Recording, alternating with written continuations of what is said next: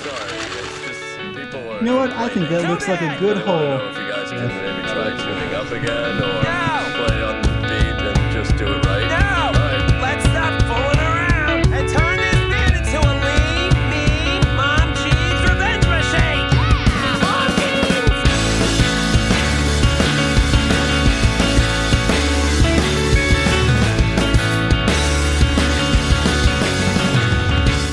Okay, so now I'm going to mock up where we're going to be drilling into the oil pan. They give you super in-depth, God damn it. Super in-depth measurements.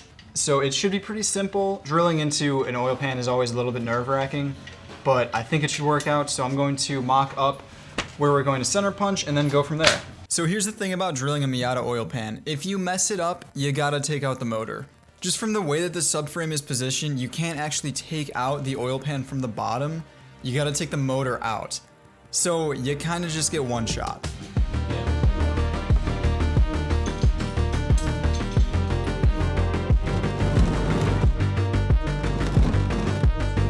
The K9? Yeah, I believe so. This is definitely like the scariest part of the install. I agree. But it's one of those things that's scary until you do it. Realistically, Patrick, I think we just want to aim for like here-ish. Yeah. This paint marker does not work on shitty. Push down on it and it'll like flood out. One rain day at Waterbury made all of our wheel wells. Accurate tips. I don't think so. Oh, what the? Why does it work perfectly? What the fuck? Because again, you're a gifted film student. That doesn't even make sense. You did the exact same thing as me. All right, well, so you were the one who took kind of everything apart, ready to drill and prepped it. What did you have to actually like take off? Yeah, so we could have probably done more, we could have probably done less, but the biggest thing is we wanted to move the AC compressor out of the way. So for that, I think there's 4 12mm mounting bolts. You just, you can take it out. Remove the belt first. Obviously, you just loosen the tensioner. You loosen up this 14mm bolt, and I think there's one, down here where my index finger is. And then you're able to move the power steering pump up a little bit, and then you can unbolt the 4 12mm bolts on the AC compressor. And then we actually just zip tied it. I think we have, we zip tied some of the lines out of the way. And then we zip tied the AC compressor just to the pump to give us enough clearance down there. Yeah, and then underneath, there's not too much you can do because they're hard lines. But basically, there's a bracket strap here that we unbolted. Doesn't really do too much, but gives us a little bit of movement. And then there's also this right here again with my index fingers on. Another bracket that we loosened just gives this one a little bit of movement. It looks like a pretty straight shot. Okay, so that's where we ended up marking it. Honestly, there's a lot of measurements that you can take to make it perfect, but it seems like it's not that big of a deal. Like if you hit it at least somewhat close, you're fine. The main thing is that you just don't want to hit that oil pickup.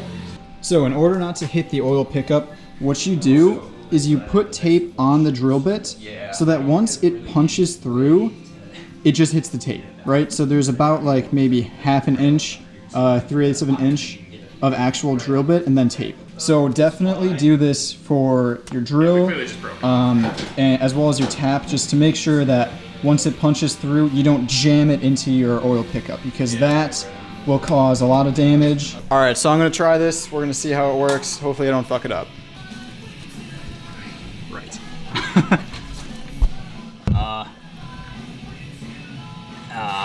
Yeah, that's the issue. You can push up on that line a little bit.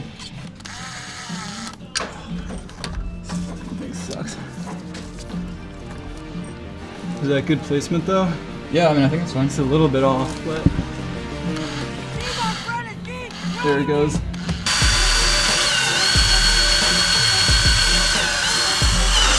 Okay. Holy fuck, dude. So the pilot hole worked out just fine, so it was time to move on to the larger drill bit. Make sure that you grease up the drill bit so that all that grease will actually catch those metal shavings.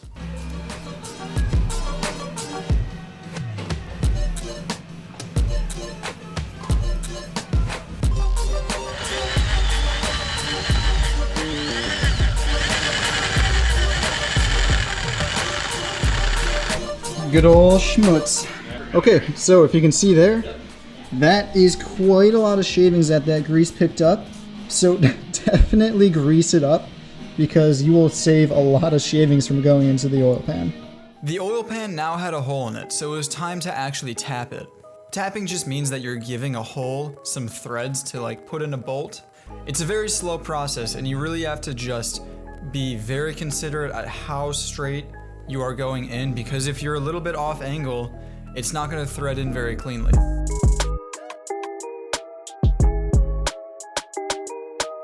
To get a hole, it was actually very easy to start.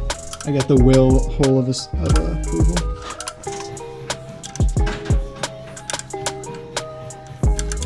And yeah, I think that one's tapered, so it's not gonna like go all the way through. Yeah. I think at one point it just kind of stops.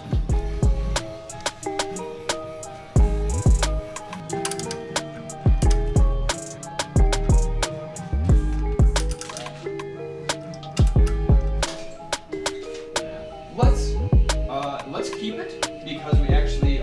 Okay, so we have it tapped. It threads in cleanly, which is fantastic. Right now, I'm just kind of draining the oil little by little. We're going to pour some mineral spirits. This is what Flying Miata recommends, just to get, you know, if there are any shavings out, just in case.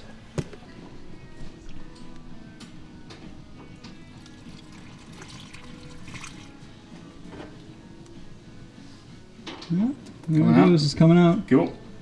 Okay, so drained all the mineral spirits through the oil pan. It looks good, looks clear. None of the shavings really fell through, so I think honestly there probably weren't any to begin with. So capped the engine oil drain plug, and now we're going to do the little line that goes right next to the oil filter. I actually removed the filter. Figured I might as well give the car like a full oil change just while I'm in there taking everything out. So got a new filter, and yeah, going to do the line first and then the filter just so we have a little bit more room. But for now, I'm just going to clean up all of the mess down there. There's a lot.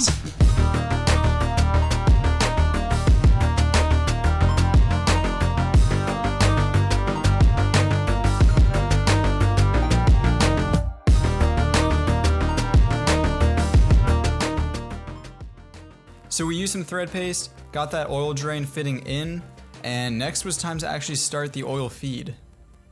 I didn't film much of it because honestly, it was very, very claustrophobic and I could not get a camera in there.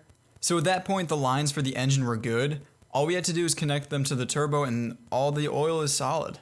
While we still had some light left in the day, we decided to put the recirculating valve in and button up part of the intercooler piping.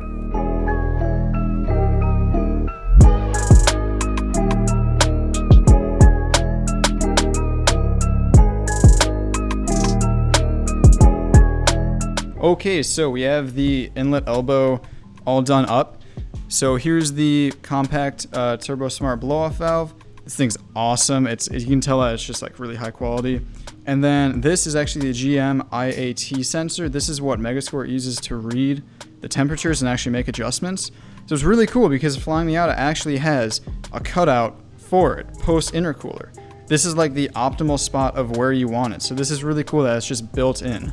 So we're going to throw this in the car, and then basically that side of the car is done.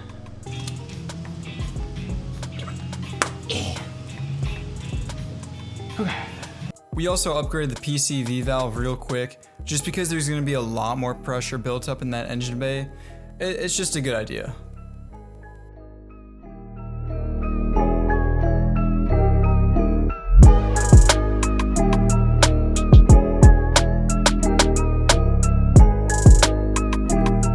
After quickly upgrading the PCV valve, we also just decided to put in the airbox. I'm not gonna lie, this thing needed a lot to fit up properly. Like I probably took an inch off the top of it to clear the hood, but it got in and now it looks amazing.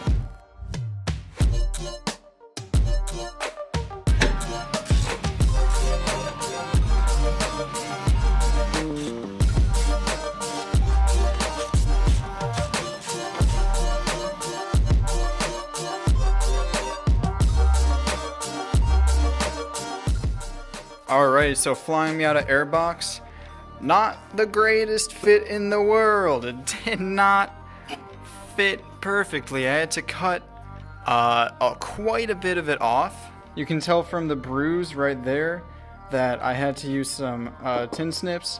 So that is very, very tender, but hopefully this fits. It should. As far as the fitment on this, not ideal. Alright, so Airbox fits up. Bolts it in right there. You're gonna have to stretch it out to get it under the actual hole. So this was a very productive day, and honestly the next thing that I need to do is start the turbo. I need to assemble it. I need to get it in the car. And then plug everything in and go. Until then, I hope you guys have a great rest of your day, and thank you so much for watching.